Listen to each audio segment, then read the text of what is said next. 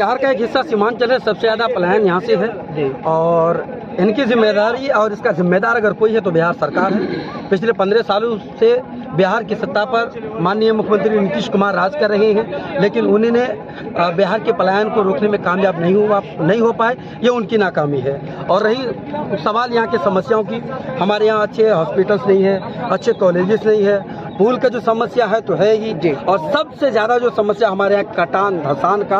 हम चाहते हैं कि पुल के साथ साथ कटान और धसान, ये बेसिकली दो मुद्दा हमारे लिए है। अगर कटान धसान और पुल हमारे यहाँ बन जाए तो यकीनन हॉस्पिटल बनेंगे, यकीनन कॉलेजेस बनेंगे, यकीनन हमारे यहाँ रोजगार का कोई न कोई रास्ता जरूर निकलेगा। कैमरा इधर घुमाइएगा तो। क्या परिचय हुआ आपका? इंजीनियर महफूज आलम। आज यहाँ विशाल धरना प्रदर्शन किया गया और कितने की संख्या में लोग यहाँ पे आए थे? यहाँ हजारों की संख्या में लोग आए थे और अभी भी हैं, आप देख सकते हैं। और आपके हाथों में दिखा जा रहा है कि कुछ पेपर लेके आप खड़े हैं, इस पेपर में क्या मसला है? ये पेपर एक्चुअली में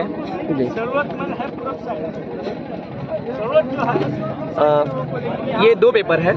एक तो हम लोग कोर्ट गए थे, कोर्ट का रिजल्ट है जिसमें ये कहा गया था कि सिमलवारी घाट में कभी भी कोई डीपीआर या किसी तरह के सरकारी दस्तावेज में इस पुल का कहीं पे कोई नाम नहीं है। और उसी को देखते हुए हम लोगों ने ठाना था कि ये पुल लेके रहेंगे। आज तक जो नेता लोग हम लोग के साथ छलावा कर रहे हैं वो हम होने नहीं देंगे। तो 31 अक्टूबर को हम लोगों ने यहाँ पे अनाउंसमेंट किया था कि हम लोग एक विशाल धरना प्रदर्शन 18 नवंबर को करेंगे। और उस धरना प्रदर्शन को देखते हुए इनके जो हम लोग कॉपीज सरकार के बाबुओं के पास फॉरवर्ड किए और इसकी जो सोशल मीडिया में एडवर्टाइजमेंट हुई, इन सबको देखते हुए एक SDO बायसी उसके ग्रामीण कार्य विभाग JE के तरफ से एक पेपर चेकलिस्ट जारी किया गया था कल।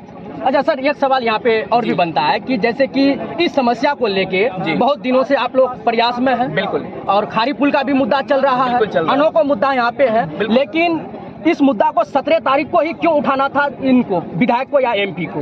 देखिए, एक्चुअली में विधायक या MP या कोई भी आपके मुद्दा को तब तक नहीं उठाएंगे जब तक आपके मुंह में जबान नहीं हो। बिल्कुल। आप मुंह में जबान रखिए, आपका मुद्दा विधायक भी उठाएगा, MP भी उठाएगा, मिनिस्टर्स भी उठाएगा, चीफ मिनिस्टर भी उठाएगा, प्राइम मिनिस्टर भी उठाएगा।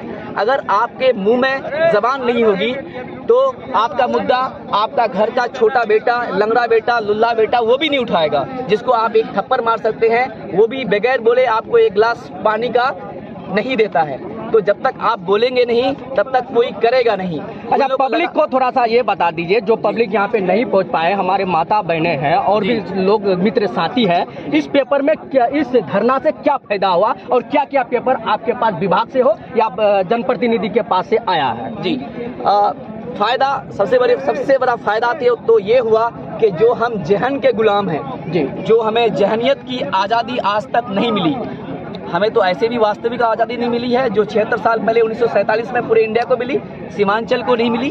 लेकिन हम यहाँ के लोगों को जहनी आज़ादी देना चाहते हैं। हम चाहते हैं कि सब कोई ऊपर उठे, आज़ाद हो, अपने लिए हक का आवाज़ उठा सके। मैं सबको ये मैसेज देना चाहूँगा कि आप अपनी आवाज़ बुलंद करें।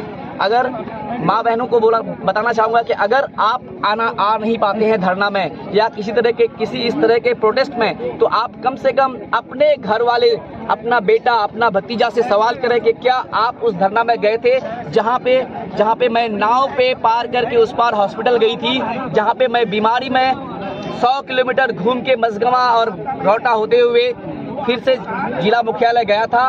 आप सवाल करें, हो सके तो उनको उस दिन का खाना न दें अगर वो उस धरना में शामिल नहीं हुआ है। तो मैं अपने माँ बहनों को ये मैसेज देना चाहूँगा, अपने भाइयों को ये मैसेज देना चाहूँगा कि हर दिन घुट घुट के मरने से तो अच्छा है कि इस तरह के प्रदर्शन में कम से कम एक दिन इस धूप में मरें।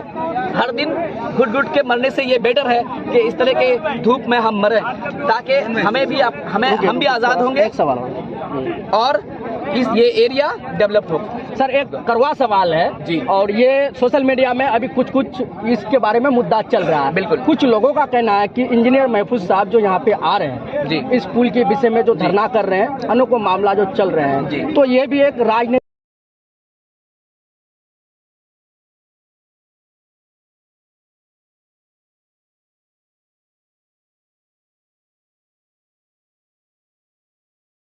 अब क्यों याद आया?